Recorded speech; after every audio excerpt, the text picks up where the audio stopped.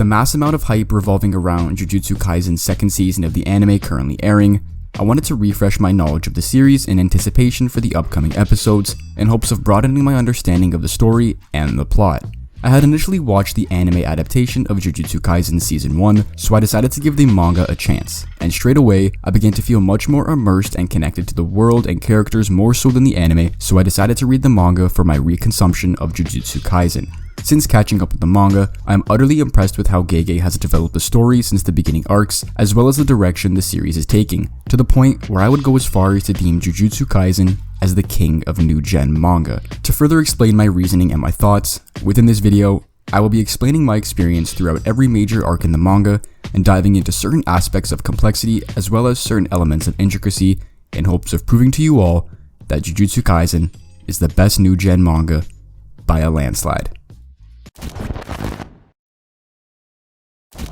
Before delving into the main story arcs of the manga, it is important to mention the arcs covered in the first season of the anime. These arcs, known as the Fearsome Womb Arc, Verse Mahito Arc, Kyoto Goodwill Event Arc, and the Death Painting Arc, which serve as an introduction to the series. They effectively establish the setting, world, characters, and power system, and they also lay out the groundwork for our protagonist, Yuji Itadori, by showing his strong sense of doing what is right and helping others, even in difficult situations. These arcs introduce the main cast in a unique and interesting way, allowing readers to become familiar with them gradually over time as the series events unfold. And this, accompanied by antagonistic forces such as Mahito in the early arcs, gives us insight into how the characters will handle conflict and also provides a glimpse into the ideologies of certain characters. These introductory arcs provide a solid foundation for the series and are engaging and refreshing in their own unique and interesting way. The Hidden Inventory arc takes us back to 2006 and focuses on the past of Satoru Gojo. It provides a deeper understanding of Gojo's character and his relationship with Geto prior to our initial understanding of them. We learn about their differing beliefs regarding weak individuals and Jujutsu sorcerers, with Gojo believing it to be a pain looking after the weak, whereas Geto believing that society should protect the weak. This arc also introduces Toji, who is Megumi's father, as he goes on a violent rampage, solidifying himself as a dangerous threat and ultimately killing Satoru Gojo. However, Gojo miraculously survives and faces up once again against and ultimately defeats Toji, harboring a new outlook and believing that throughout heaven and earth, he alone is the honored one. A year later, Geto reflects on his role as a sorcerer, and after speaking to Yuki regarding cursed spirits, and that if everyone was a Jujutsu sorcerer, there would be no curses, Suguru then suggests, why not just kill every non-Jujutsu sorcerer instead to eliminate said curses? Geto eventually meets Gojo again, and their ideologies have switched, with Geto resorting to killing individuals while Gojo adopts Geto's original mindset, and the arc concludes with Geto walking away while Gojo restrains himself in the middle of the street. I'm really glad that there was an arc this early on that focused heavily on a character besides Itadori, which Jujutsu Kaisen does a lot, so the series doesn't feel as though it is completely carried and followed by the protagonist, and is able to flesh out other characters with these sort of flashback arcs.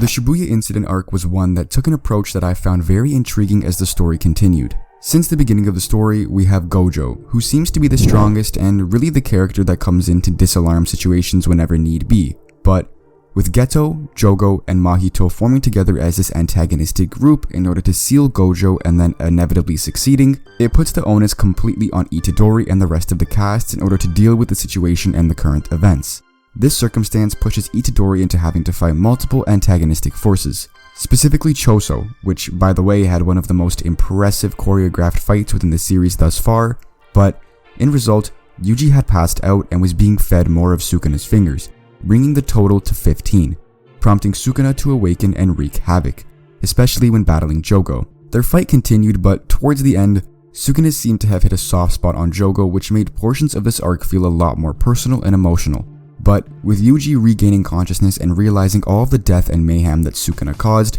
brought this arc to a much needed level of emotion that was then even more exemplified with the death of Nanami, and then soon after, Nobara. All of these accumulating over time throughout the Shibuya Incident Arc caused Itadori to break down and blame himself for every action and event that was caused, even cursing himself and wishing to die already. But with the arc's conclusion, he starts to realize that he and Mahito are indeed alike, and no matter if he returns as another curse, or changes his name, or changes his form, Yuji Itadori vows to kill him. This arc had one of the series' most major climaxes and turn of events with the sealing of Satoru Gojo, but also the mass amount of development that the cast had undergone due to the reliance that was placed on everyone's shoulders, especially Yuji, now dealing with the aftermath and the loss of his comrades. I decided to skip over both the Itadori extermination arc and the perfect preparation arc for my discussions throughout this video, as in total, both arcs have a combined 22 chapters in length, and I really wanted to focus on and discuss a much more important and major arc, that being the Culling Game Arc. Before the arc commences, in the prior mini arcs, we finally get to see Yuta Okatsuki since the events taking place in Jujutsu Kaisen 0, but I'm not going to focus on this of course, as I literally just said I wasn't going to. Anyways, the Culling Games is a tournament where Jujutsu sorcerers are forced to battle one another in order to survive and live another day. This tournament was orchestrated by Kenjaku, inhabiting the body of Suguru Geto, in hopes of using players' cursed energy in a ritual that prepares the humans of Japan to merge with Master Tengen in order to produce more cursed energy. As the Culling Games commence, Yuji is facing off against Higuruma, and when he's being tested and tried for the crimes committed in Shibuya on October 31st, he pleads guilty and admits to his actions, despite he himself not really committing these acts as Sukuna inhabited his body. He comes to terms with the circumstances and understands his level of accountability, which showcased a huge portion of growth within his character. This arc was packed with action and fights, and even though the Shibuya Incident Arc was very centered around battles and conflict, this arc's entire focal point is battle. That is all. Jujutsu sorcerers just fight until one of them dies, but Gege portrays these fights in a very unique way while being able to flesh out characters' ideologies, specifically characters like Yuta, but especially characters like Maki shined in this arc with their fighting capabilities, as she was often compared to that of Toji Zenin, as we see their similarities with Maki slowly trying to break free of this sort of dishonor and stigma placed upon her. Although I was definitely much more engaged in the Shibuya Incident Arc, as I believe at the time the stakes were much higher, prompting me to feel more intrigued, the Culling Games arc had some insane moments, two specifically being Sukuna transferring himself into Megumi's body, as well as the unsealing of Gojo Satoru. The last 10 chapters of the arc were filled with insane moments, and seeing Sukuna take over Megumi's body was the last thing I expected, and something that I feel could change the series drastically over time, but as of now, I've only read up to the finale of this arc, where Gojo comes back from being sealed and agrees to face off against both Kenjaku and Sukuna on December 24th. Which I found to be extremely interesting, as I figured Gojo, after being sealed for so long, would just fight right away, but I did like the direction that he chose, and I'm itching to read more because the story is simply so engaging. So, like I said, I have only read up to the finale of the Culling Games arc, so I have not yet started the Shinjuku Showdown arc, but Jujutsu Kaisen is the most fun I have had reading a manga in months. The way the story is able to intrigue you no matter what, especially throughout its compelling cast of characters outside of its protagonists such as Gojo, Maki, Megumi, Yuta, and of course many more, the series never fails to make me interested in what Gege has planned next for the world. With so many fantastic aspects of storytelling all compiled into one cohesive manga, it's hard for me not to believe that Jujutsu Kaisen is the best new gen manga